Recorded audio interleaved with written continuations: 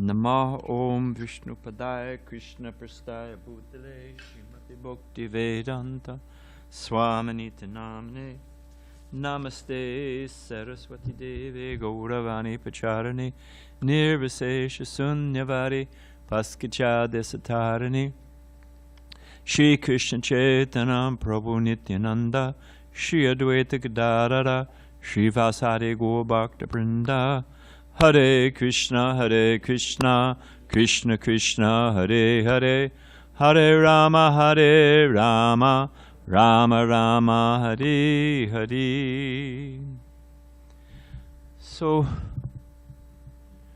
well, I guess I'll just start and it'll be self-explanatory. We could hope, right? Up, down, arrow. All right. Can you advance if I ask you to? You don't have. You have to be here. All right. Well, then that's not going to work.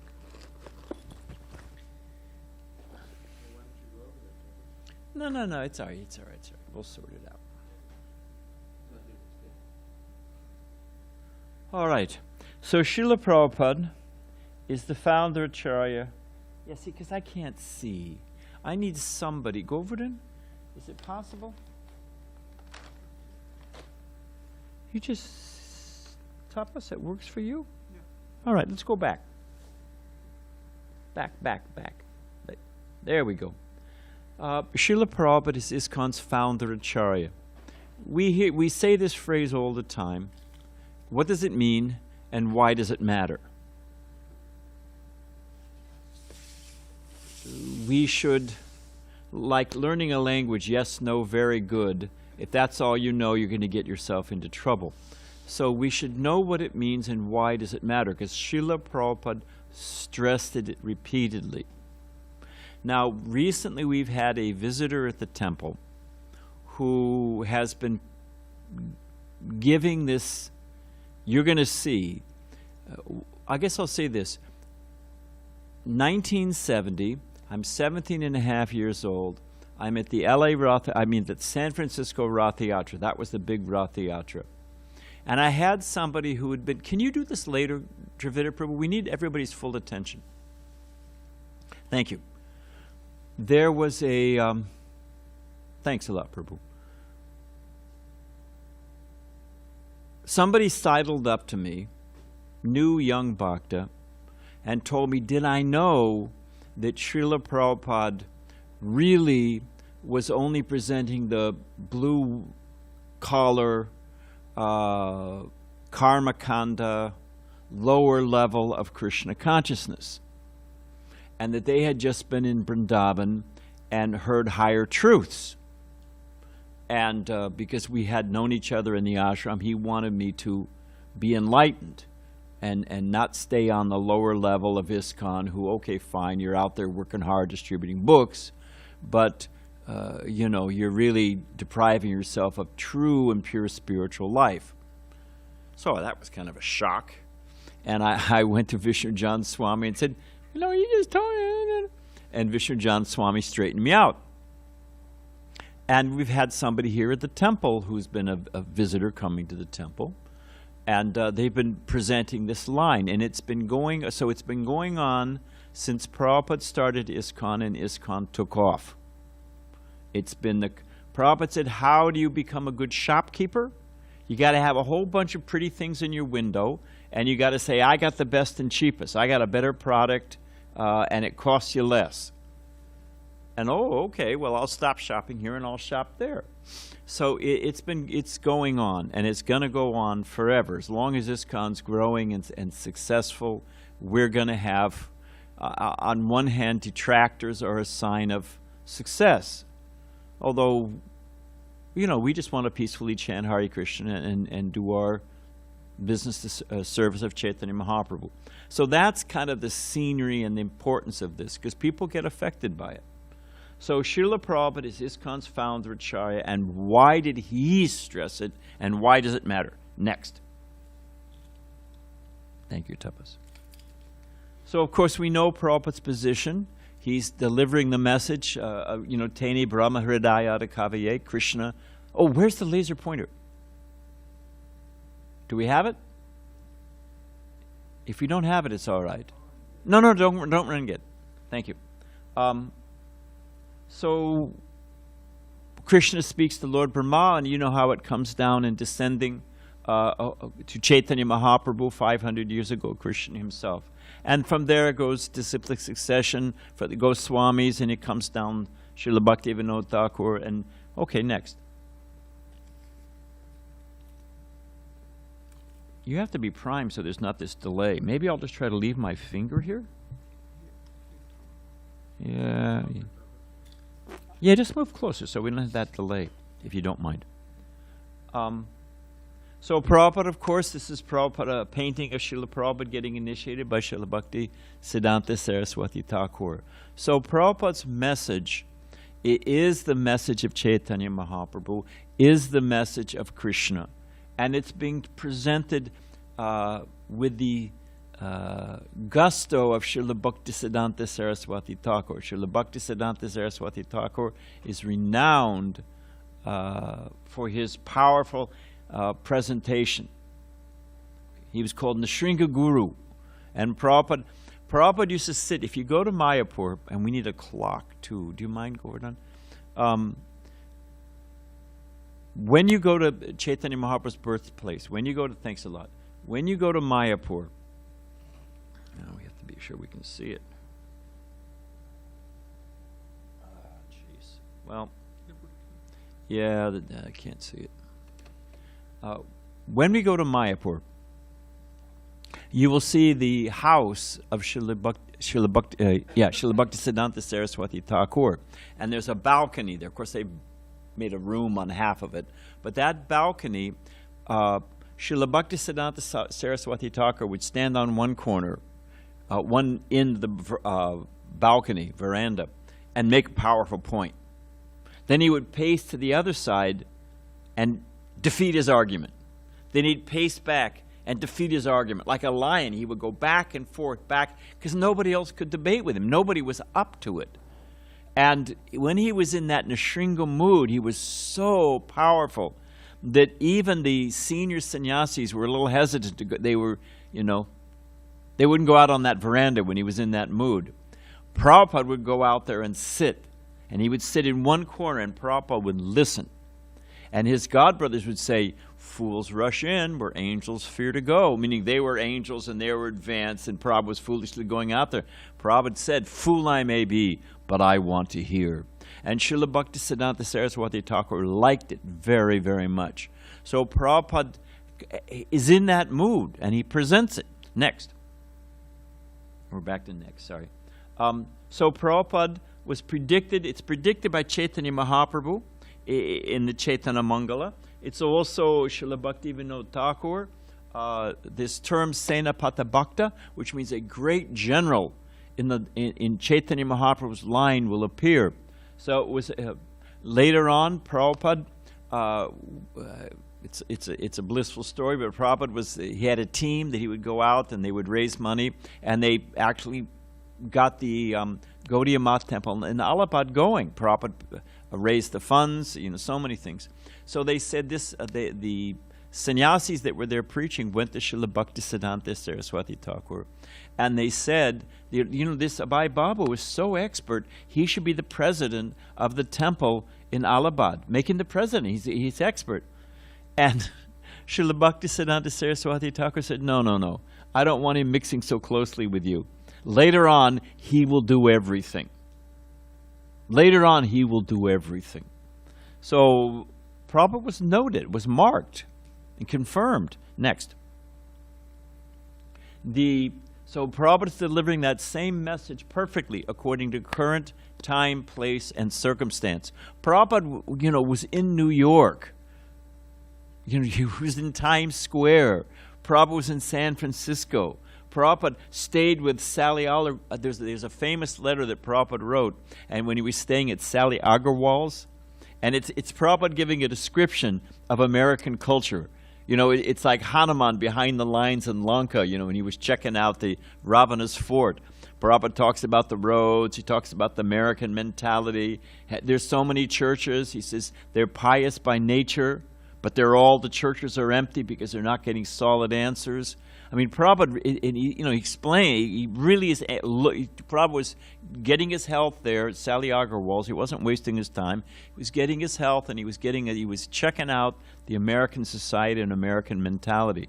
So Prabhupada knew what the Western mentality was. He lived with us. He knew. So he perfectly presenting the same message, but according to current time, place, and circumstance. Next. Thank you. If I walk outside right now and I say to you, oh, look, the sun is shining. That's, it's right there in the sky. But just to confirm, we all know the story. It's the implausible story of Prabhupada's audacious success. Who would have predicted? It's totally unpredictable, against all odds. 40 rupees, over 108 temples open, deities installed all over the globe, the Ratha Yatras on every continent except Antarctica, although we've got now 2 orders from Antarctica for full sets of books. One was a couple years ago, and now there's another research scientist down there who said, send it quickly, because in everything's going to be frozen for 6 months. I have plenty of time to read. Please send me a full set. So although we don't have Ratha Yatra yet, and the penguins, I think they're in Antarctica, they're not wearing tilak and kuntimala, but we do have the Bhagavatam there. So thousands of disciples, over 5,000 disciples, millions and millions of books distributed, and made Hare Krishna a household word. I mean, it was in hair. It was, which was a big cultural thing in the 1970s. So it's a fact. It's just inconceivable. So Prabhupada was an empowered representative. He was that Senapati Bhakta, that great general sent by Chaitanya Mahaprabhu. Next. Just a quick story. There was that Tarun Kanti Ghosh had been to see a yogi, was so impressed that the yogi, zoop, had made an apple by Prapti Siddhi, by mystic power. So nothing up his sleeve, just a gamsha, and this Tarun Kanti Ghosh was very impressed. He was saying to Prabhupada, oh, he made an apple, there was no apple, and there was an apple, there wasn't and there was, So Prabhupada tried to explain so many things, then bounced right off his head. Prabhupada finally said, I came to America with nothing. 40 rupees was actually nothing, because you couldn't convert it.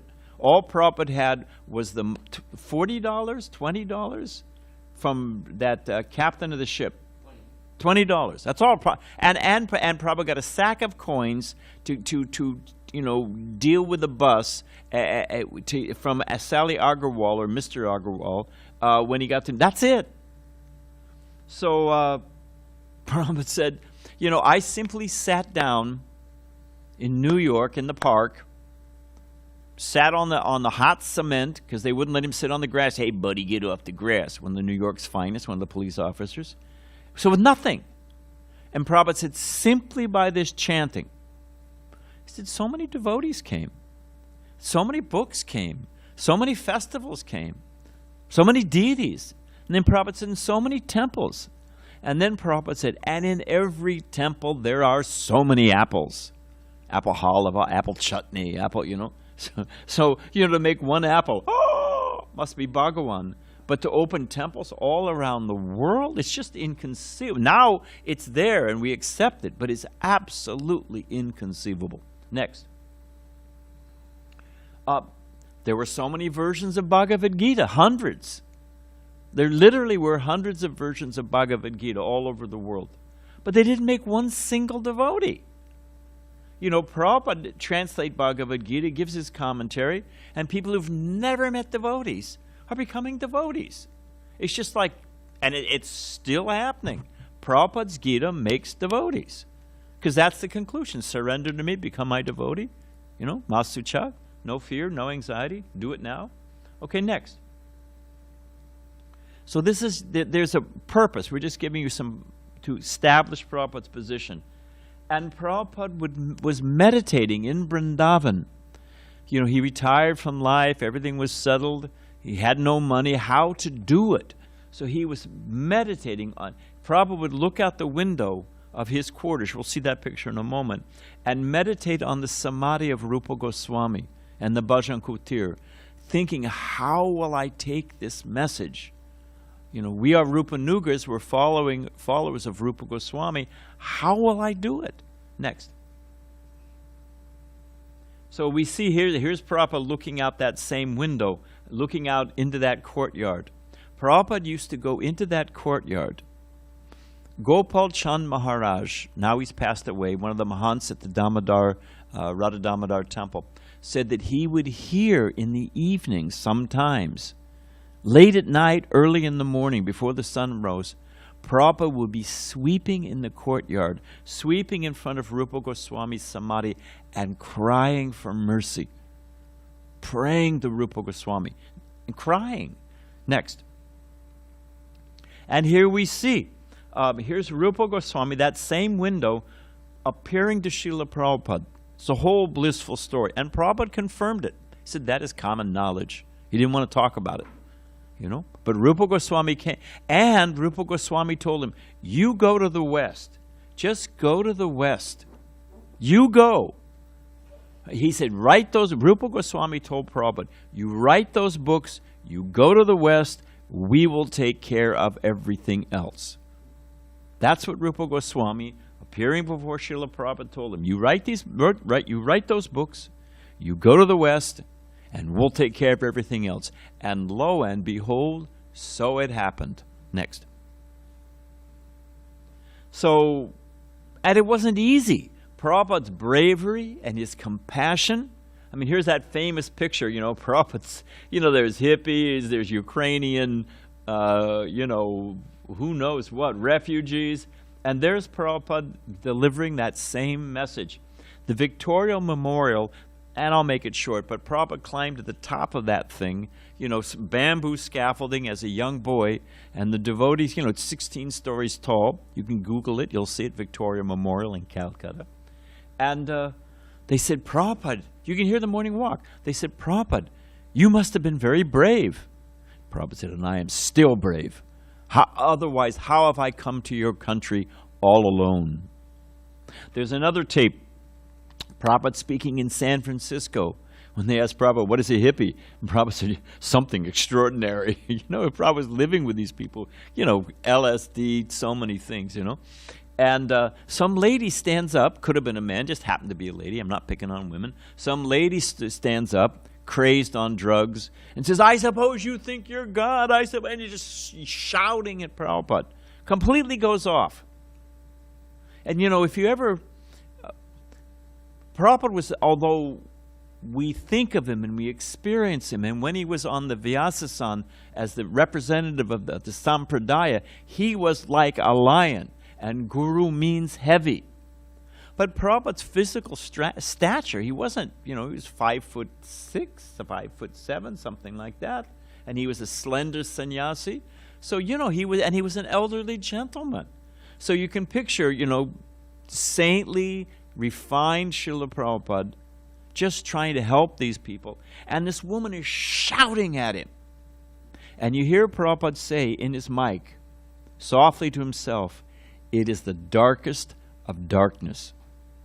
So to come to that heart of darkness, the center of materialistic Kali Yuga darkness, and deliver the message of Chaitanya Mahaprabhu, such a personality, such bravery, such compassion, such complete conviction in the power of the holy name. That is not an ordinary person, not even ordinary saintly person in our Vaishnava line. Not that they're ordinary. Next. So amongst gurus in a sampradaya, Founder-Acharya holds a special position. If you look at a phone line, because there's the law of entropy or friction, something rubbing against it loses its inertia, wears out. On a phone line, to keep the signal going periodically along that, because the signal becomes weak, you'll see a booster package on the phone lines. And I don't know the mechanics of the thing, but evidently it formalizes the thing and boosts, sends it out. Same message, but it was becoming weak. So Founder-Acharya is a special role in a sampradaya who takes the teachings, takes the message, and reinvigorates it, reinforces it, and boosts, sends it out again. So that's amongst the sampradaya and many, many gurus, a Founder-Acharya is something special. Next. It's an empowered branch of the trunk of the Brahma Madhva Gaudiya Sampradaya. You've got a tree, and then you also sometimes got a big branch off that tree, which gives many nice fruits. So ISKCON, with Srila Prabhupada created ISKCON as ISKCON's Founder-Acharya. He's a branch of the Chaitanya Mahaprabhu tree.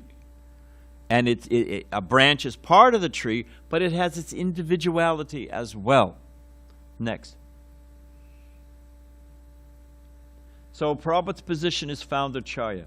He's the Siksha Guru for all ISKCON devotees, including ISKCON's Guru. He is the preeminent Shiksha Guru, or instructing Guru, for all of us. His instructions are the essential teachings for all ISKCON devotees. They are not optional. They're not additional. They're not a frosting on the cake. They are the essence of the thing. Srila Prabhupada's books are the law books for the next 10,000 years. Prabhupada said this twice. Ramaswar and Harikesh both heard it. Two different, and it's a whole story. We'll tell some other time. Prabhupada's emphasis, mood, standards, and practices should remain the measure for ISKCON in perpetuity. They may do this over there and that over here. Prabhupada lived with us. Prabhupada knew the Western psychology. Prabhupada was empowered by Sri Chaitanya Mahaprabhu. He was the Senapati Bhakta, and he perfectly crafted his ISKCON. And that's it. We had somebody, oh, Chaitanya Mahaprabhu doesn't wear peacock feather. This is all Maya, and you take the peacock feather off. But Prabhupada personally said Chaitanya Mahaprabhu wears a peacock feather. And there's actually old paintings, there's old references.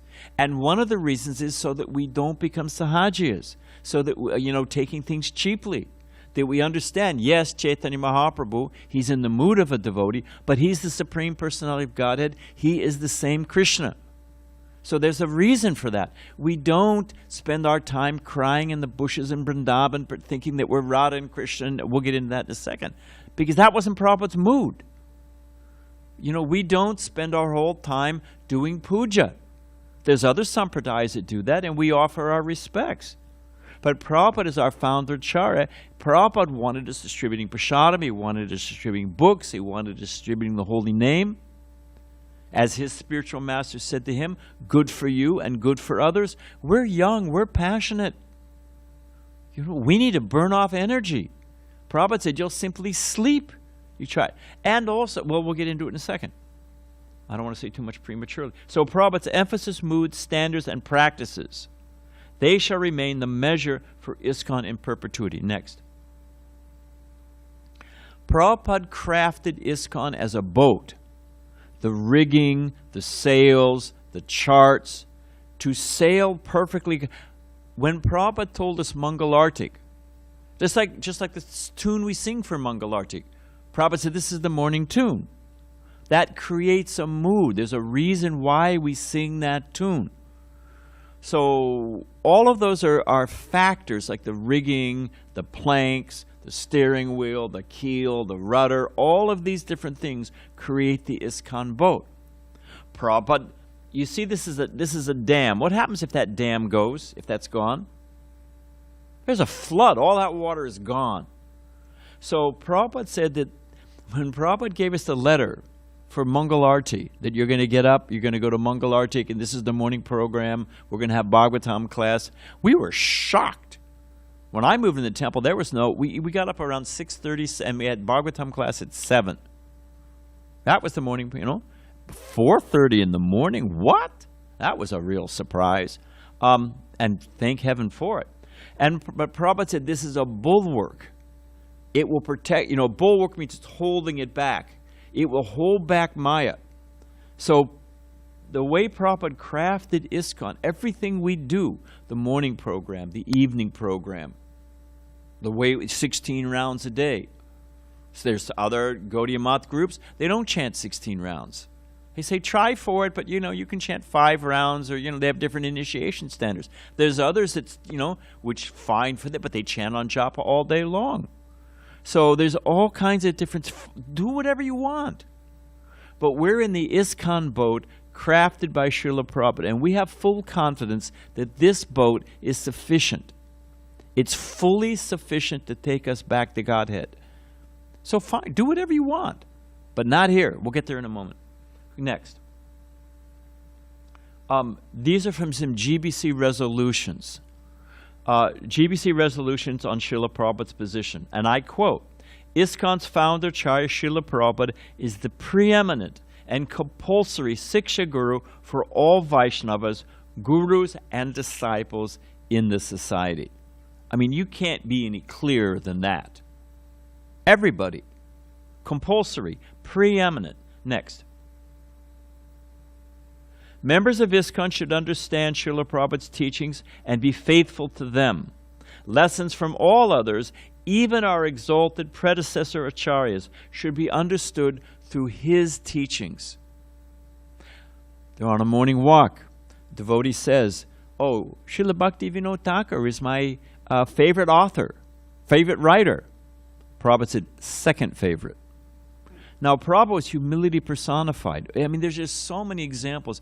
There wasn't one single ounce of pride or false ego in Srila Prabhupada. Remind me someday, I'll give a class on that. But to protect his ISKCON, to protect that boat, to carry the conditioned souls across, Prabhupada was just like a lion. So, yes, we love reading the books of Bhakti Vinod Thakur and Srila Bhaktisiddhanta Saraswati Thakur, the previous acharyas, the Goswamis, but we see them through the lens of Srila Prabhupada. Gopi Parandana, one of the heroes of our society, who translated the Brihad Bhagavatamrita, Sanatana Goswami's, it's a fantastic book. And what makes it so wonderful, in addition to the, Sanatana Goswami, just, I mean, how can you, there's not enough words to explain the value of that book. But it's coming, we're reading it through Gopi Parandana, who's perfectly reflecting Srila Prabhupada's instructions and teaching, his mood. So there it is. We understand even our exalted predecessor acharyas should be understood through his instructions. That's what Founder-Acharya means. Next. This is from the Lilamrita, Prabhupada's, that by Satsrupa Swami, the authorized, whatever you call it, the biography of Prabhupada. And this from the volume Only He Could Lead Them. One devotee suggested that perhaps this is when Prabhupada was sick and going back to, after his third heart attack, and Prabhupada was going to go back to India. One devotee suggested that perhaps one of Swamiji's godbrothers should come to America and fill in for Swamiji, and if the worst happened, take over the leadership of the International Society for Krishna Consciousness. We'll just swap out another Gaudiya Mat Swami, and things will go on. Next. After 2 days, Prabhupada said he would not call any of his godbrothers to come and take care of his disciples. He said, if this person speaks just one word different from what I am speaking, there will be great confusion amongst you. And I've seen it. Gaudiya Mat people live with us. Well, my Gurudev said this, and my Gurudev said this. Well, Prabhupada said that, but we do it this way. We don't want to argue with you. We don't want to get in a fight with you. We want you to follow. You follow your guru. Fine, but not here, because this is ISKCON, and Prabhupada is our Founder-Acharya. Next. Srila Prabhupada, as I said, was humility personified, but he was like a lion on this point of Founder-Acharya. When a plane is flying in the darkness, it just, of course now they've got radar, but the same thing. You aim for those lights. Even though you may think it's here or there, or whatever your instinct, they just follow the lights. And that's how they land properly. So in the same way, what do we know? So we just follow our Founder-Acharya in ISKCON, and we will be completely successful. And Prabhupada hammering this home, it was not, out of pride or false ego. It was an act of kindness. It was his concern. There's that one devotee who writes asking about Tulsi. And, it's about 30 questions about how to take care of Tulsi. Prabhupada answers like 5 or 6 of the most important ones. And then Prabhupada says, for all the rest, use your common sense. Anyone know what Prabhupada also added? And if you don't have common sense, Ask someone who does. So knowing us oh so well, our propensity to go in the wrong way and, instead of a flower offering a 4th of July sparkler, I mean, our propensity to go to do the, Prabhupada said that is your Western disease. You're always changing everything, So to hammer this home was Prabhupada's concern for us, his kindness and his concern. Next. Prabhupada stressed this point repeatedly. It's not us that, we're defending our team. You're staying with us, right, Damodar? Okay. It's not us. When Prabhupada pulled up in Detroit, when he got out of his car, there was a sign said, Hare Krishna Temple, ISKCON founder. Prabhupada stopped, turned to Govardhan and said, Founder-Acharya. To Govardhan's credit, he had Udayananda up there. We painted it, and the next time Prabhupada checked. Next morning, when Prabhupada came back from his morning walk, he looked at that sign, and he was very pleased that Govardhan had fixed it. Dravida Prabhu will tell you, there were some books that came out that didn't have Founder-Acharya. I think they just said Acharya, or they didn't say His Divine Grace. I forget exactly what it was. From when the press was in Boston. Yeah, and Prabhupada was furious. So Prabhupada said, this is a conspiracy by my God brothers to minimize my position and get in and filter. Prabhupada insisted on flyers, on posters, on his letterhead. They painted it. There was a big silo, a grain silo in New Vrindavan. And you could see it from, and everybody on the road could see, when you were going past New Vrindavan, you could see it. And Kirtanananda, to his credit, had painted, ISKCON, Founder-Acharya, A.C., His Divine Grace, A.C. Bhakti. And Prabhupada really liked it. Prabhupada stopped with his cane. I was there, pointed to it, nodded to Kirtanananda. So Prabhupada just hammered this home for us. Next. And we'll get into why it matters. The bedrock of ISKCON is Srila Prabhupada's books. You can read so many other books. Fine. But how well do you know Srimad Bhagavatam, Chaitanya Charitamrita, Bhagavad Gita, Nectar of Devotion, Sri Upanishad, Upadeshamrita? These are our, that is our sustenance. It's not that, that's for Prabhupada's disciples, and, and we're going to read all these other books, People are reading, the Madhurya Kandambini and so many Goswami books, and you ask them, have you read Bhagavad Gita? Have you finished the Bhagavatam? Have you read Chaitanya Charitamrita? Just seriously studied them? Prabhupada's books are the essence. Everything. I don't want to take up too much. What is the time? Because I can't see this thing. 8:25. Prabhupada said they're the law books for humankind for the next 10,000 years. Next. But we need to hear higher things. This goat is here because Prabhupada tells the story. There was a sadhu, at least saffron cloth, and he had a nice little beard. And he was describing, and you go to these Bhagavad Saptahas, and immediately jump to the 10th canto, and everyone's, Radha and the gopis, and he kept saying Radha Rani, and he was crying. I even went with the Chutananda, I forget the year, 1973, 74, to one of these Rasakatha pandals. It was at I forget, it was in New Delhi, and he was a speaker. One of the speakers was invited before the guy got started. The guy had finished. The guy before us, saffron cloth beard, and he was crying, Radha and Krishna, and the whole audience was, everybody's crying, right? We were standing on the wings, and when the guy came out, saffron cloth beard, the Swami, I should say Swami to be a little more respectful, but he blew his nose and into his hand, and there were 2 slices of green chili, sliced little green chili. And what he'd done with sleight of hand, just, at the apex of the 10th canto, Radha and Krishna separation, slipped the chilies up his nose, and he was crying profusely. And the whole audience, he's in Bob, So, that's the extreme. But this Swami was describing, Radha and Krishna, and as he would speak, and there was one lady in the front who was deeply moved and crying. So afterwards, thinking maybe he'll get a little bakshish, little dakshin, little money from her, that Paramahansa Yogananda, I'm going to say it anyway. His whole movement was that he flattered, fat, wealthy, old women, and they all gave him money. And that's how he got his, this SRF place up here. And, I'm sure I've offended somebody now. But that's the history. So, I thought, well, she's crying. She's in it. And so he said, you heard me speaking. I noticed you were very moved. Every time I said the word Radha, you burst into tears.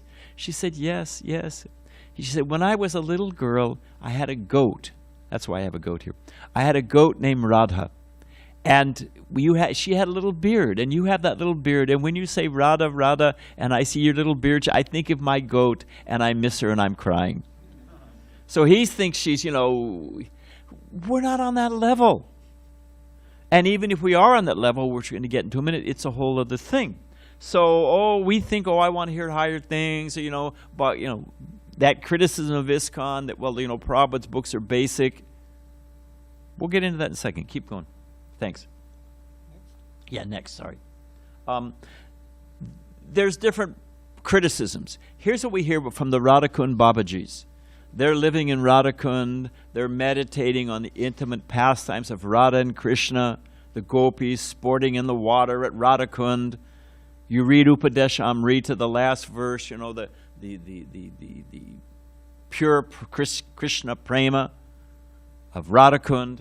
So they criticize, you're out there in the West, and you're out there distributing books, and you're jumping up and down, and but we're nirjana bhajana. We're absorbed in the meditation on the pastimes of Radha and Krishna. So next. But this is from Vishnu Chakravarti. This is Prabhupada quoting. We'll get into it. This is Prabhupada quoting. This is Prabhupada's Vrindavan Bhajan. You saw Prabhupada sitting there meditating on this mission. He was meditating how in the Gaudiya Matana unraveled. It was so powerful. Srila Bhaktisiddhanta Saraswati Thakur had 2 steamships that were sailing along the coast of India and would pull into port and put on whole festivals. He had a train, a couple compartments on a train, and when they would pull into a big station, they would, on the platform, they would put up all the exhibitions, all the displays, distribute waves of prasadam, do a powerful preaching program, because the train was there for a couple hours. They would pack everything up and move on to the next city. He had that train traveling all around India. They were putting on whole exhibitions. They even had circus rides. They would go from city to city. They had a Ferris wheel, to bring in the family and the kids. They had, with modern technology like an electrical light, which they'd never seen in the villages, just to bring them in. And then he had like our fete. This is where the fete comes from, the first American theistic exhibition. And you go up to that Bhagavad Gita, the exposition up there. It all came from Bhaktisiddhanta Saraswati Thakur. They were traveling all over India, so powerful. And the whole thing unraveled. And we'll get there in a minute. The whole thing. So Prabhupada was thinking about all of this. And he's looking there at Vrindavan, and there's all these Babajis, and they're meditating on Radha and Krishna, Nirjana Bhajana. They're meditating, we'll get there in a second.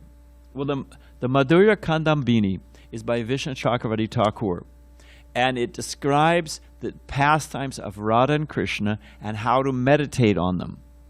And as one becomes qualified by meditation on them, they become revealed within the heart, and one comes to the stage of pure Krishna prema. And that's where they get this idea that I'm going to stay at Radhakund, I'm going to stay at Vrindavan, and I'm going to meditate on the pastimes of Radha and Krishna. I don't go anywhere else, I don't go outside, and I'm completely internally absorbed in this Nirjana Bhajana. And that's considered the apex of Vaishnava life. So they say. Prabhupada says, it is not proper for the Vaishnavas to remain so uncompassionate. What about the rest of the world? How is that the mood of Prahlad Maharaj, who says, I'm fine. I have no worries. I remember your lotus feet. But what about these other people who are suffering under the modes of nature? So Prabhupada, in Vrindavan, this was his meditation. It is not proper for the Vaishnavas to remain so uncompassionate. Vishnu Chakravarti Thakur was saying, the Madhurya Kandambini. Look at his conclusion and see what is his judgment. And if you read the Madhurya Kandambini. What is the conclusion of Vishnu Chakravarti Thakur? That we're going to get to next. That conclusion is that we're meditating on Radha and Krishna. Do we want to become absorbed fully absorbed, and even acting out in our mind, like the Brahman who was cooking the sweet rice in his mind and touched it to see if it was cold, and his finger actually got burnt? It's a nectar of devotion. So their goal is to become completely absorbed 24 hours in the pastimes of Radha and Krishna. That's Nirjana Bhajana, perfection. You don't, after 20 minutes, turn on the radio or whatever it is, smoke a beedi. So, but Vishnu Chakravarti Thakur, in that very book, Madhurya Kandambini, what is the conclusion?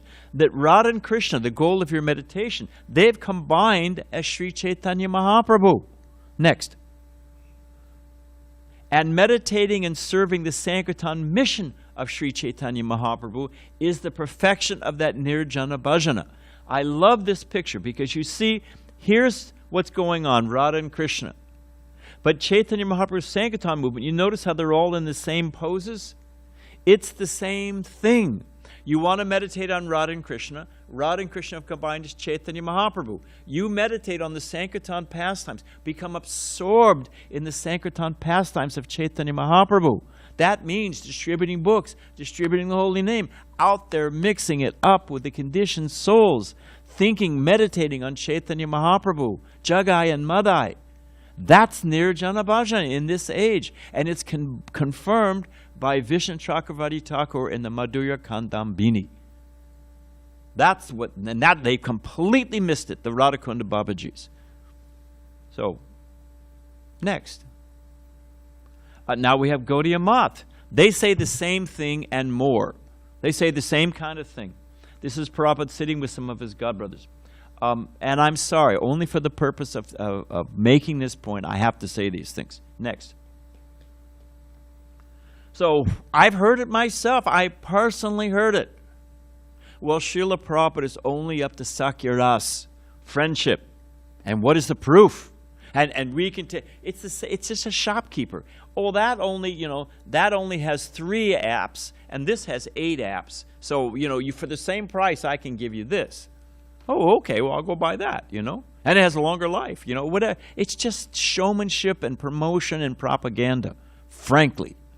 So, because how else are they going to get followers?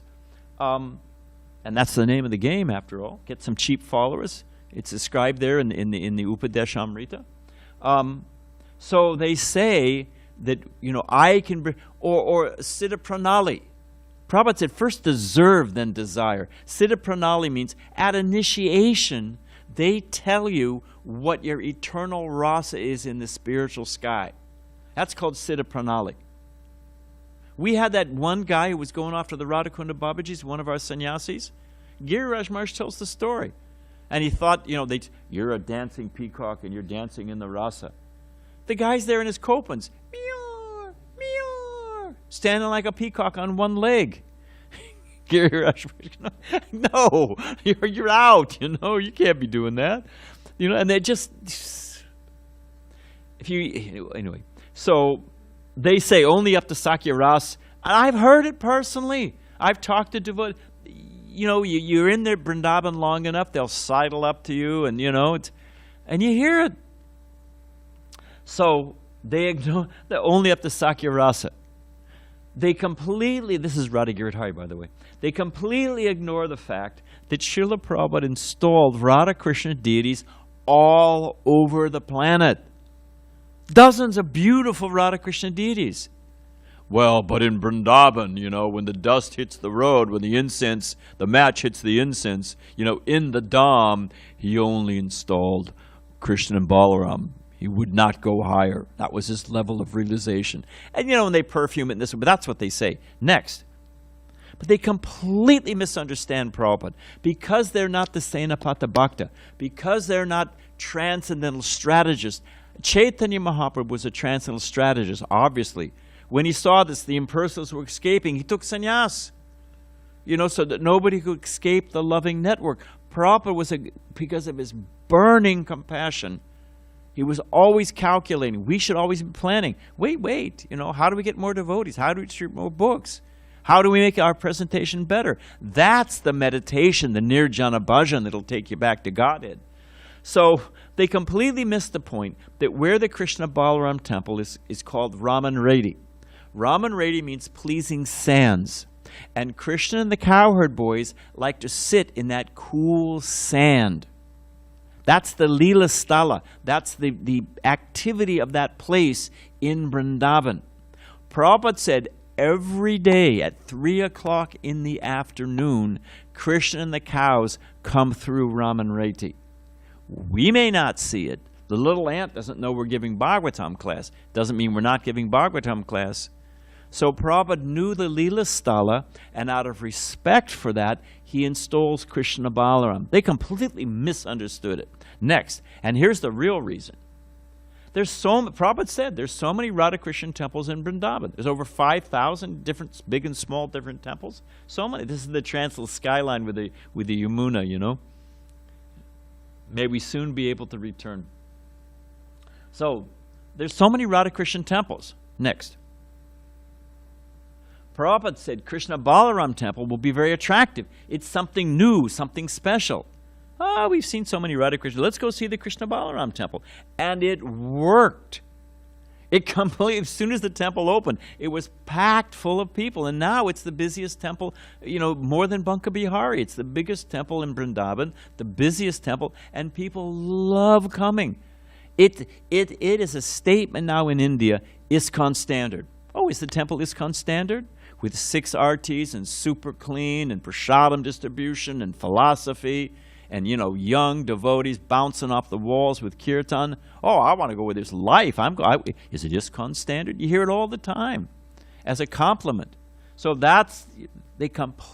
what they use as a criticism, they've completely missed the point, blinded by envy. Next. And that's not, thank you. And standing right next to them is Radha Shah. Well, they're not in the center altar. I mean, I've had these conversations. You put them in the center. Totally missed the point. So, Prabhupada was a businessman. He was a good organizer. He had a good structure. He was a good organizer, and that's why it succeeded. I had one of these people say to me, just my blood boils even thinking about it. Well, we could not associate with those people. Prabhupada was a householder and a businessman, in his life as a Bhai Babu before he took sannyas. You're going to hear this stuff. Somewhere in your life, I guarantee you're going to hear this. And so, he could go mix with these low-class people. They're actually saying because Prabhupada was low-class, he could associate them. But I'm a Saraswati Brahmin. It's the highest level of Brahman. I'm a Saraswati Brahmin. I'm a scholar. I could not mix with these people. So for Prabhupada, he was more or less on that level, and he was a good business organizer, so ISKCON took off. Prabhupada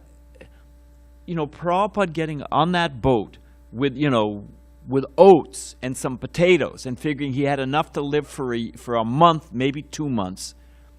Otherwise, let him fast and die.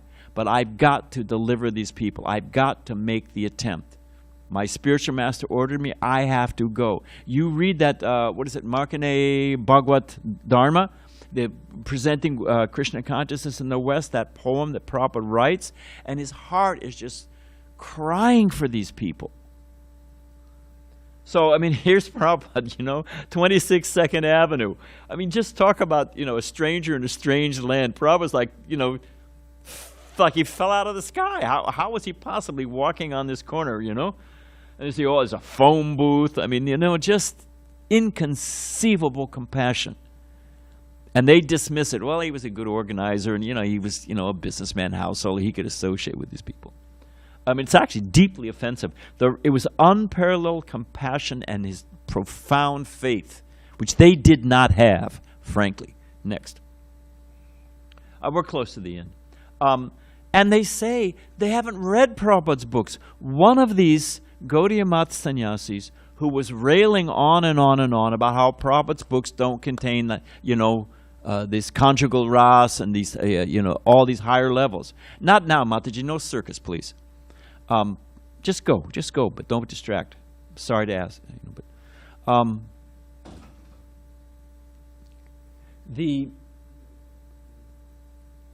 Just put it down, offer respects, and move on.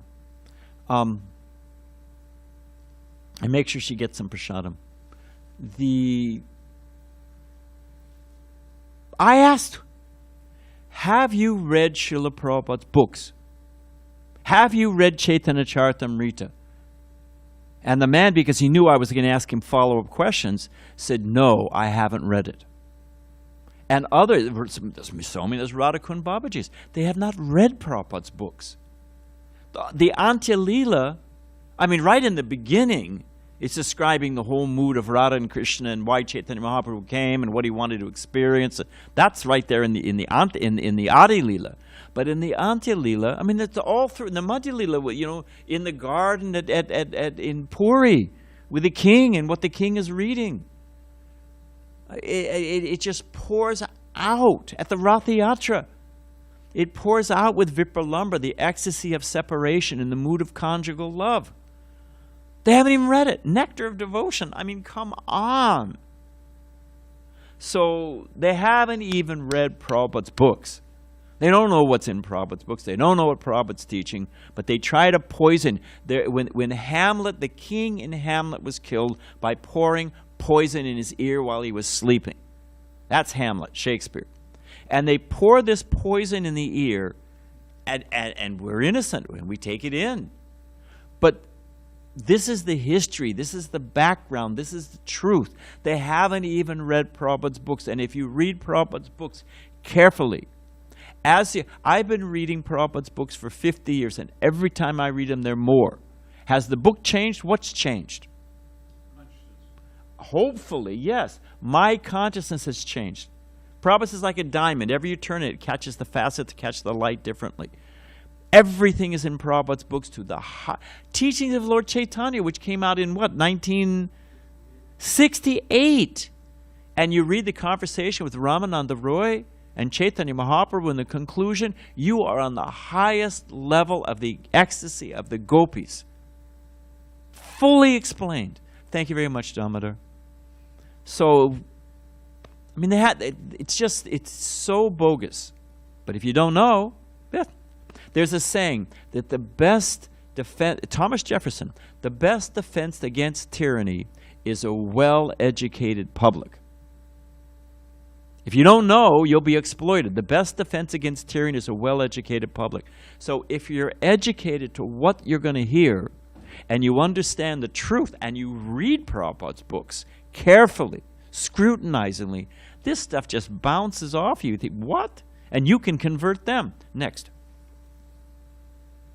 So again, why does this matter? Because we want to stay on the course. We want to land safely. We want to go back home, back to Godhead. That's why this matters. If we get diverted, suppose I go out here and I say, oh, I want to make a better pattern.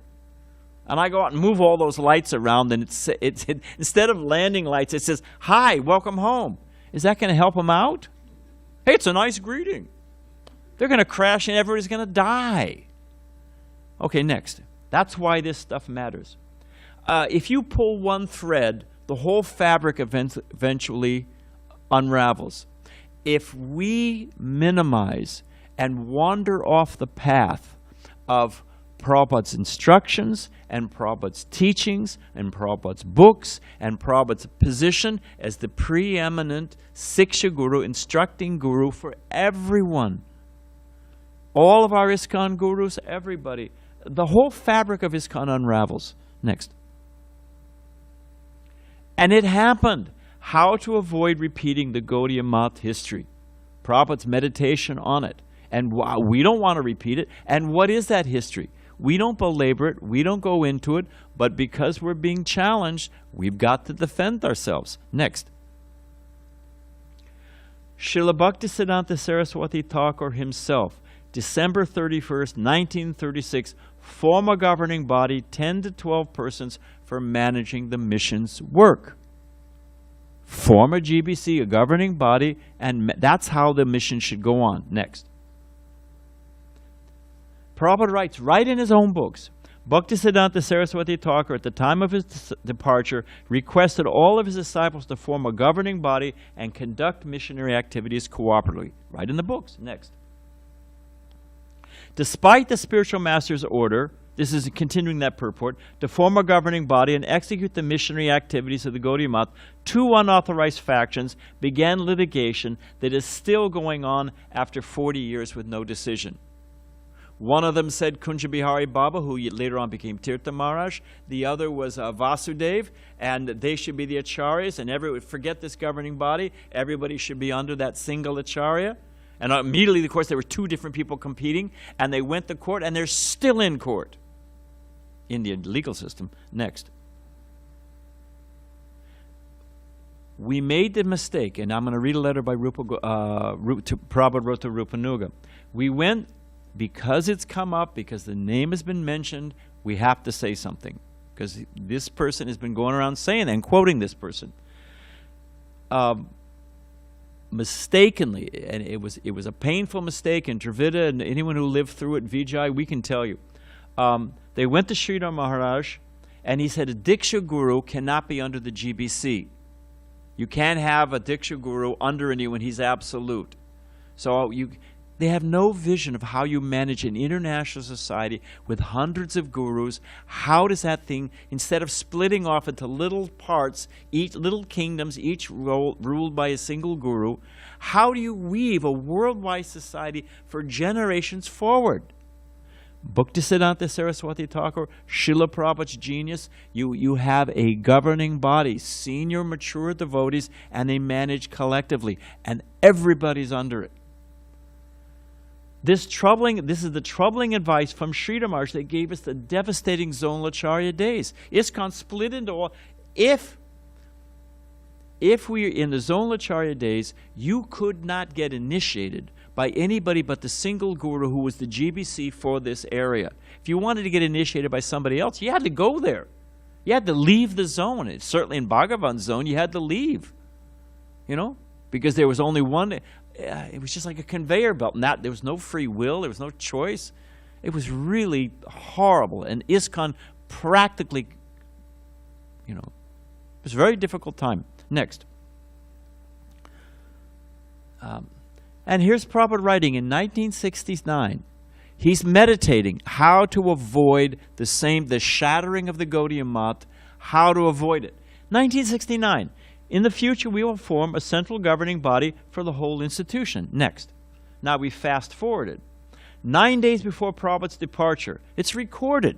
The institution depends on the GBC. It's a room conversation. It's recorded. Here's the date. And you read Giriraj Maharaj's book. It's all in there in Giriraj Maharaj's book. Next. The last days in Vrindavan. This is, literally days before Prabhupada leaves. He's writing his last will and testament. Legally, in the British and the Indian, because it comes from the British system, in a will, who is going to be the maintainer, the executor, who is carries out that will. You name them in the first line. What is the first line of Prabhupada's will? Yeah, sorry. The Governing Body Commission, GBC, will be the ultimate managing authority for the entire International Society for Krishna Consciousness. That's how Prabhupada wanted his ISKCON to run. Because that collective, Prabhupada said like the Pandavas, he said individually one of you may be wrong, but collectively, he wanted that collective management with everybody. And if you pull that thread out, let's pull out, there's so many other books, and okay, Prabhupada's one of the many voices, the Vedic voices we live to. You pull that thread out. Well, GBC, but my guru's absolute, and everybody else is chopped cabbage. I just listen to my Diksha Guru. Doesn't mean you don't misunderstand. Doesn't mean you don't listen to your Diksha Guru. But your Diksha Guru draws his authenticity to the degree that he's following Srila Prabhupada's instruction, which include work with the GBC. You pull those threads out, the whole fabric unravels. Not only does it unravel collectively, but lo and behold, it unravels in your own spiritual life. It's not just an external institutional thing. It unravels in your own life. Next. Here it is, May, and this is the last 6 months before Prabhupada left. Your love for me will be tested by how, after my departure, you maintain this institution. It's that, just picture that boat full of, like the original Noah's Ark, carrying not the original, but like the Noah's Ark, carrying the conditioned souls across the ocean. And we start drilling holes in the boat and taking down the sails and, putting in a jacuzzi. I mean, what? No. So that's what he's talking about here. And that's why it matters. Because ISKCON is that, crafted by the General Senpai Chaitanya Mahaprabhu, ISKCON is that boat that will deliver it is the best last hope. And you start tinkering with it. Now, this is Prabhupada writing about the Gaudiya Math. Rupanuga was the chairman of the GBC. This was not a casual letter. It wasn't a casual comment. Of course, everything Prabhupada said had weight and purport. But here is Prabhupada being asked, what about us hearing and mixing with the Gaudiya Math? Devotees were starting to go to India. We're starting to go on pilgrimage. We're mixing with these people. They're pouring that poison in the ear. And Rupanuga knows it's wrong. And he wrote to Prabhupada a neutral question. How do we see these people? How do we mix with them? And he's the chairman of the GBC, the head of ISKCON. Prabhupada's response, we shall be very careful about them and not mix with them. This is my instruction to you all. Not mix, you all? I mean, like, what part of no don't we understand? They cannot help us in our movement. They're not going to help us. They can't even understand it. They cannot help us, and even worse, but they're very competent to harm our natural progress. So we must be very careful about them. What's not clear? Next. Same letter. He, Srila Bhaktisiddhanta Saraswati Thakur, requested disciples to form a strong governing body for preaching the cult of Chaitanya Mahaprabhu. He never recommended anyone to be an Acharya of the Gaudiya Math, but Sridhar Maharaj is responsible for disobeying this order of my Guru Maharaj. Prabhupada puts a sharp point on it. And he was friends with Sridhar Maharaj, but he had to tell the truth, what unraveled the whole thing. Next. So Sridhar Maharaj and two of his associate gentlemen, because it was mentioned, he says Prabhupada in the purport was, being careful, but now he's speaking to his disciples. Two associate gentlemen unauthorized, selected one Acharya and later it proved a failure. That Acharya fell down, they got another, it was a whole mess. The result is now everyone is claiming to be Acharya, even though he may be a Kanista Adhikari with no ability to preach. In some camps, the Acharya is being changed 3 times a year. Therefore, we may not commit the same mistake in our ISKCON camp. We're under the GBC. We have Prabhupada as our preeminent Siksha Guru, and that's it. Next. We're getting to the end, close. I think there's 3 more slides. This is common courtesy. This is, you notice the LA temple? This other picture, this is the Masonic Hall right next to the temple. I think you can see the corner in the left-hand side there. That's our sign, the Hare Krishna sign for the LA temple facing out on Venice. One of these Gaudiya Math people, we're having the Prabhupada Festival in Los Angeles. It's a blissful, devotees come from all over the world, and we have a nice festival in Los Angeles. There's so many places they could hold their program. They rent the LA, right next to the temple, deliberately. They have people passing out flyers, come on, and they do it right on our Prabhupada festival day. Why? What is the etiquette of that? We would never go to their programs. We do a big pandal in India. It happens here in America. Janmashtami one year, these Gaudiya Math folks put flyers on all of the cars in this area, and because they figured they're all coming to the temple. ISKCON is, the lower level, and you want the real truth coming, and we're having programs here, What kind of person does that? That is not Vaishnava. It's just, we would never go to their place. And Prabhupada gave us the answer. I'm going to give you the answer in just a minute. But it's just common courtesy. You don't go into somebody's house, take their food, sleep on their couch, and then say, oh, by the way, pop in the nose. I mean, what kind of person does that? But they come here, they come to the temple, take prasadam, beautiful deities, go out, because we work hard, that you guys work hard. And then they come and they criticize, well, actually, ISKCON is, it's a perversion of the Gaudiya. No. Next. We just have a few resolutions, and then we have the final thing. These are resolutions from the GBC to all of the devotees. This title is Prohibition to Lead Anyone Away from ISKCON. Quote, as ISKCON is spiritually non-different from His Divine Grace A.C. Bhaktivedanta Swami Prabhupada, Prabhupada said ISKCON is my body, no one has the right to lead anyone away from ISKCON. Here's a clear landing zone. They're in the boat, and you pull them out and put them in a dinghy in the middle of the Atlantic? Next. They don't have a right to do that. In obedience with the instructions of His Divine Grace, A.C. Bhaktivedanta Swami Prabhupada, the GBC directs that members of ISKCON should respect all senior Gaudiya Vaishnavas outside ISKCON. We offer our respects. Where was I? But should not intimately associate with them, personally or through printed or recorded media, as their presentation of Krishna consciousness often differs from that of Srila Prabhupada in emphasis, balance, and aspects both of teaching and practice. I'm not going to unpack that. We already talked about it. Next. And I don't want to take too much longer.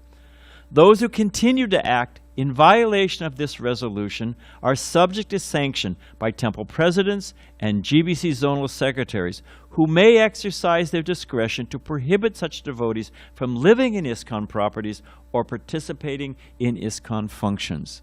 If you got a cancer, you got to cut it out. And if you say, Prabhu, you can come, you can take darshan of the deities, you can take prasadam, but you just don't, you got to keep all that to yourself. You think whatever you want. But you can't come here and propagate that. You can't come and make friends with somebody who's coming. Somebody's coming along nicely. They got a book in the park. They come to the temple. They come to the Krishna lounge. They're advancing in spiritual life. They're chanting japa. So you sidle up to them on one of the retreats or at Krishna lounge, and you say, this isn't the real thing. There's a higher thing. I could, read this, come here, meet my guru. And they do it. They do it regularly. If they're not doing it here, they're doing it there. They're not there. It ebbs and flows, but it's going on. So, no, you can't come. If you can't be a gentleman or gentle lady, you can't be here. Next. Those who take initiation from gurus who have not been approved to initiate in ISKCON. We're not saying they're not bona fide gurus. You take initiation from some Gaudiya Math outside, fine. Follow them. Follow their teachings. In fact, if you try to, I guess I'll say this. We have Prabhupada's standard. We have the way Prabhupada did things. And when you dress the deities and you don't put a peacock feather on, and we say, you got to put a peacock feather on Chaitanya on Mahaprabhu, that's what, or when, Radharani's playing Krishna's flute or whatever you've got. No, that's not our deity standard. Well, then what does that mean? That means you've got to think, well, either ISKCON's wrong or your guru's wrong. We don't want you thinking your guru's wrong. We want your Guru Nishta is the basis of your advancement in spiritual life. So, fine. Go serve your Guru, serve in his institution, follow his teachings, but don't try and mix it up in ISKCON. Let ISKCON be ISKCON. Shouldn't there be one place where Prabhupada is preeminent, where Prabhupada's standards are the standards? Shouldn't there be at least one place? Go anywhere you want in the world. Open up any temples. It's a free marketplace out there. Deliver the conditioned souls. Follow your spiritual master. No problem. We wish you sincerely all success. But don't come into ISKCON and try to scramble everything up. Can't let you do that. We would never do that to you. So that's what it's saying. If a non-ISKCON guru has an institution or ashram outside of ISKCON, then according to standard etiquette, so that you can wholeheartedly serve your guru, according to standard etiquette, his disciples should serve within the institution of their guru and not serve within ISKCON. It's fine. Good walls sometimes make good neighbors. Come, have darshan, take prasadam, participate in our festivals. Don't send all that stuff. But if your guru has his own mat, Go there. Be happy. Next. I think we're close. Yeah. So questions, recap of the presentation. We don't really have time for questions. What to do? I guess you can ask me individually. You can ask Dravida. You can ask Vijay. You could ask Balaram. You know. And if there are a bunch of questions, we can pick up a recap on next Sunday for next time I give class. Let's do that. We'll see if there's any questions and we can take it up. Next. So just to recap, Srila Prabhupada is the Senapata Bhakta. He's the preeminent Siksha Guru for ISKCON. Perfectly crafted ISKCON to take us back to Godhead. We don't need anything else. Srila Prabhupada's warning about mixing closely with Gaudiya Math and the false criticisms of Srila Prabhupada and ISKCON. Next. GBC as the vision of Srila Bhaktisiddhanta Saraswati Thakur. It's not a creation that we came up with some bright idea to. GBC is established by Srila Prabhupada. ISKCON's duty to defend and maintain Srila Prabhupada's teachings, emphasis, mood, standards, and practices. What kind of disciples or grand disciples are we? If we let somebody get on Prabhupada's boat and just spin the wheel and change the charts and, the course charts, what kind of, and we just say, we're all Vaishnavas and we don't want, Shanti Shanti. What kind of disciples are we? It's just so bogus. I can't even, it ties my tongue. Next. I think we have one more.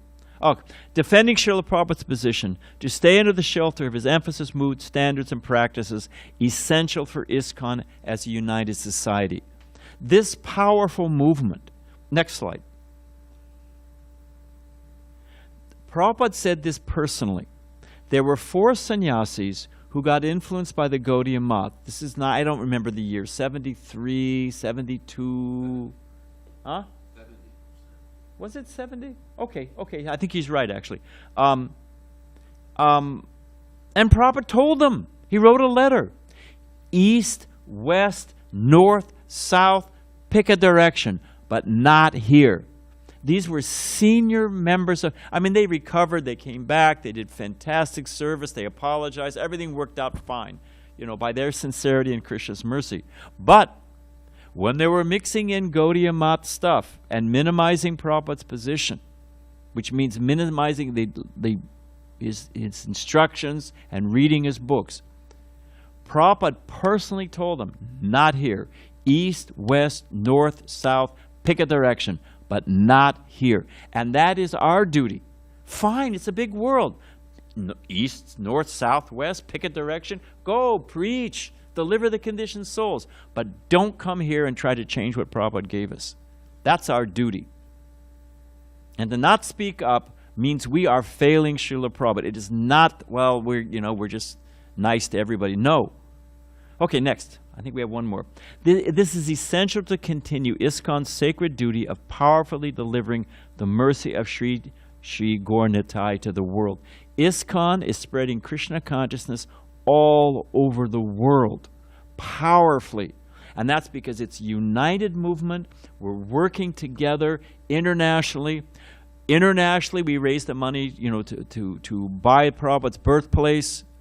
When we were being suffering under the George case, we were going to lose temples. India, devotees all over the world, UK, South Africa, they sent to save this temple, to save LA, to save, I don't want to go down the list because we don't have time, but New Vrindavan, San Diego, Laguna Beach, New York, we all worked together to save the New York temple.